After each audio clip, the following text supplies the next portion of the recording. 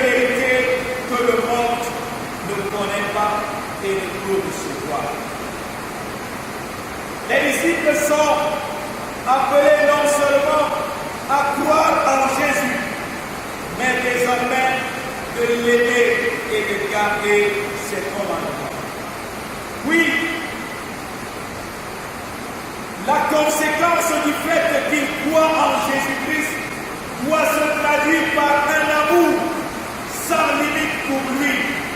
Et cet amour sans limite pour lui passe par l'obéissance à ses commandements. Le départ de Jésus-Christ semble attrister ses disciples. Comment ces derniers temps vont-ils désormais exprimer leur amour pour leur Seigneur alors que celui-ci va les quitter? Les amis de Jésus sont appelés à garder ses commandements, non en versant des larmes ou en passant le temps à se plaindre de son départ ou des autres, mais ils doivent garder ses commandements en obéissant à tout ce que Jésus leur a prescrit. Comment donc est-il possible pour Jésus de quitter ses disciples tout en restant avec eux? Comment comprendre cela, que Jésus va les quitter, mais en même temps, il est avec eux? À cette question, Jésus apporte une réponse qui laisse traduire son amour pour les siens. Je prierai le Père et il vous donnera un autre consolateur. L'amour de Jésus l'amène à prendre l'engagement pour que tout disciple ne soit pas orphelin. Il leur promet donc un autre consolateur, le Saint-Esprit, ici appelé consolateur ou défenseur, prendra soin du disciple et le guidera. Mon frère, ma soeur, Jésus nous a quittés. Il ne nous a pas laissés orphelins. Il a donné le Saint-Esprit. Le Saint-Esprit chargé de nous guider, d'assurer notre défense, de nous soutenir. Certes, Jésus ne sera plus physiquement présent, mais il demeure à travers le Saint-Esprit avec nous et ses disciples. Car désormais, les vrais adorateurs adoreront le Père en esprit et en vérité. Donc, le Saint-Esprit est donc donné pour l'adoration du Père, pour la glorification du nom de Jésus et pour la révélation des choses que Jésus a enseignées et nous conduire à l'aimer et à obéir à sa volonté. Le Saint-Esprit est promis. Le Saint-Esprit, c'est Dieu présent en nous et dans la vie de tous les chrétiens.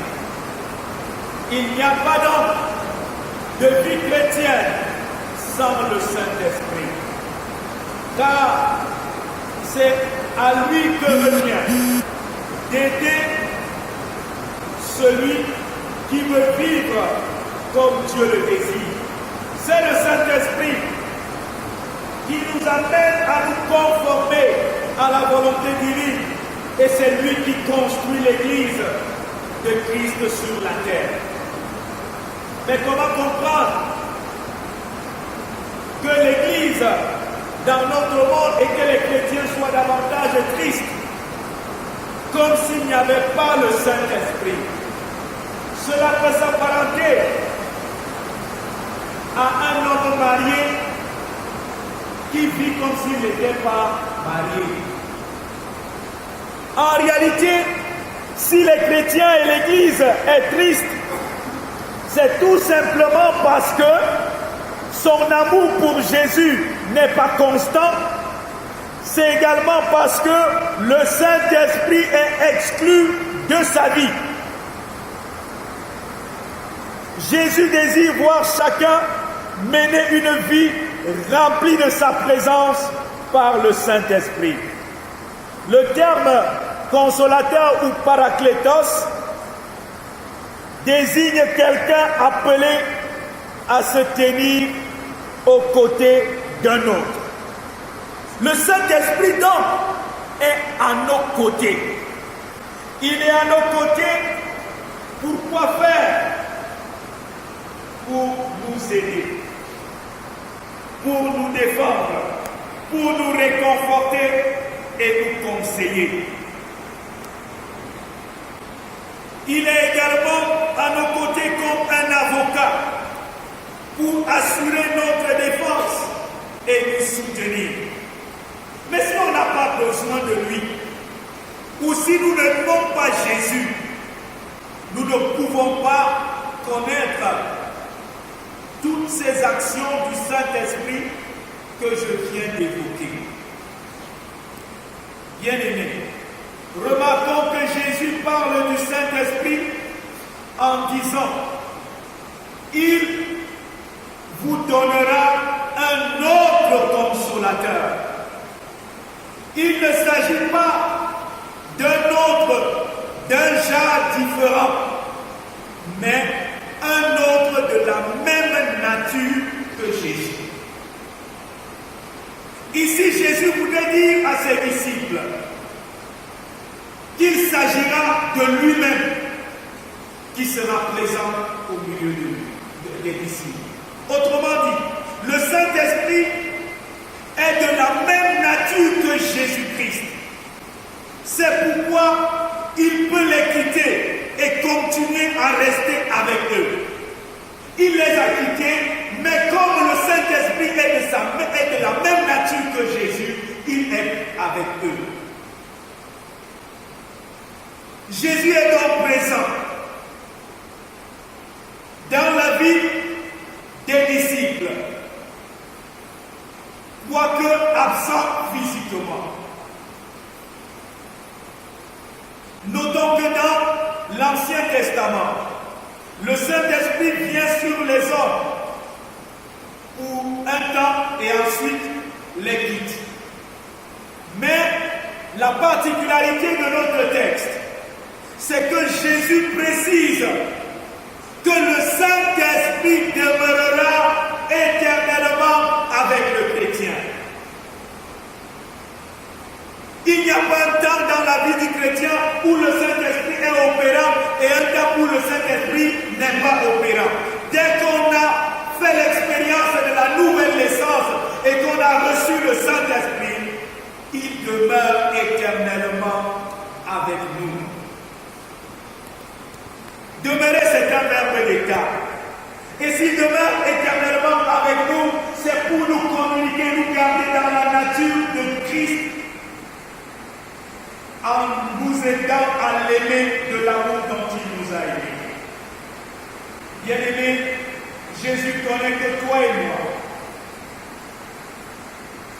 Travaillons pour lui, travaillant pour lui, nous avons besoin du Saint-Esprit. La vie du monde, aujourd'hui, disais-je, est fade. Les personnes sont aveuglées, ignorantes, tout simplement parce qu'elles veulent faire l'œuvre de Christ sans Christ, ou encore, ou mieux, en mettant de côté celui qui est chargé de les conduire dans cette vie. Il n'y aura pas de réveil spirituel, il n'y aura pas de changement dans les familles, il n'y aura pas de transformation ou d'amour encore dans les familles sans la présence du Saint-Esprit. Le Saint-Esprit, appelé Esprit de vérité, est chargé de nous enseigner et conduire dans la vérité. Mais comme on est dans un monde où les hommes connaissent tout, sauf rien, parce que dans la prétention de connaître tout sans le Créateur, c'est qu'on ne connaît rien. Le Saint-Esprit doit nous enseigner. Il est chargé de nous enseigner et de glorifier Jésus qui est la vérité. Ce qu'il y a de formidable avec le Saint-Esprit, c'est qu'il ne nous abandonnera jamais. C'est la preuve que c'est Jésus lui-même. C'est la preuve qu'il est de la nature de Jésus. Et Jésus avait dit, je ne vous laisserai jamais. Je serai avec vous tous les jours. Jusqu'à la fin du temps. Il est avec nous. Il est en nous. Jésus voulait nous dire ici que le Saint-Esprit est avec nous pour nous conduire, mais il est en nous pour opérer au travers de nous. Alors le Saint-Esprit peut te conduire, mais s'il n'est pas en toi, il n'est pas opérant en toi, ta vie sera fade. Tu peux recevoir l'enseignement du Saint-Esprit et refuser qu'il opère en toi.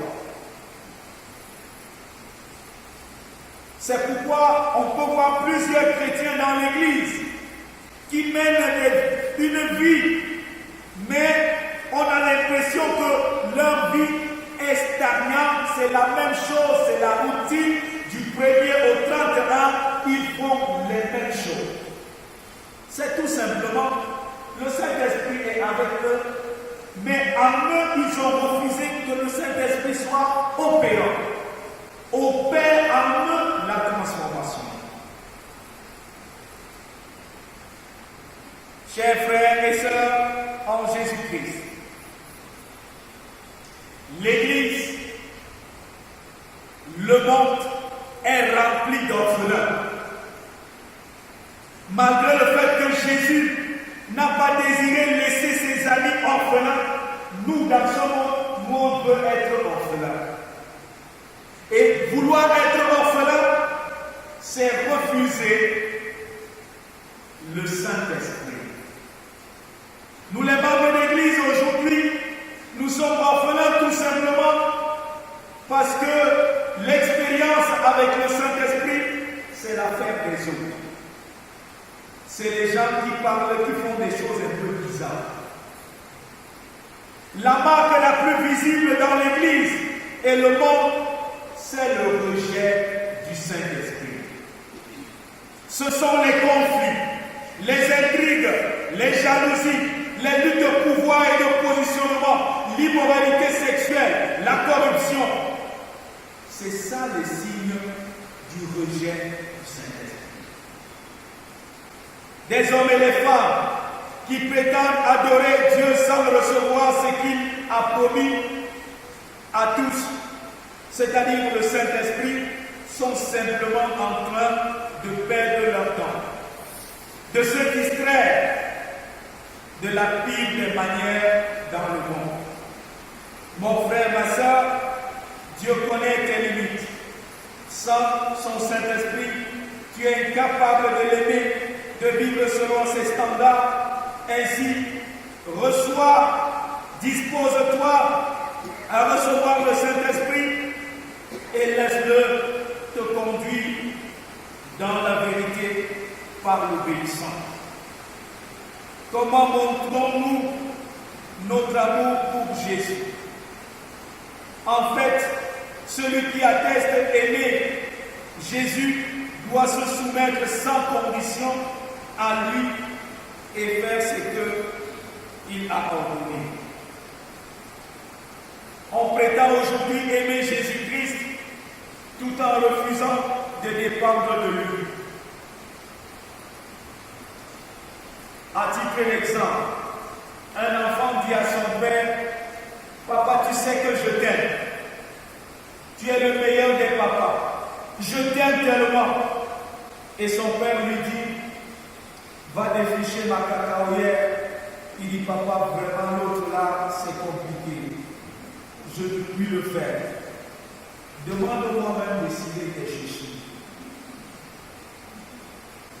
Voilà un peu comment nous prétendons aimer Jésus. Nous prétendons aimer Jésus en refusant de faire ce qu'il nous a demandé. Si la nature de Dieu est amour amour, ayant revêtu cette même nature, nous pouvons aussi aimer Dieu et garder ses commandements. Pour y arriver, mon frère, ma soeur, tu as besoin du Saint-Esprit. Que le Seigneur donne à chacun non seulement d'aimer Jésus-Christ, mais surtout de recevoir le meilleur cadeau que Jésus a promis à tous ceux qui l'aiment et qui croient en lui, le Saint-Esprit, et de vivre par lui et pour lui. Que Dieu bénisse en nous l'écoute de sa parole. Amen. Amen. Prions nous lever pour affirmer notre foi chrétienne.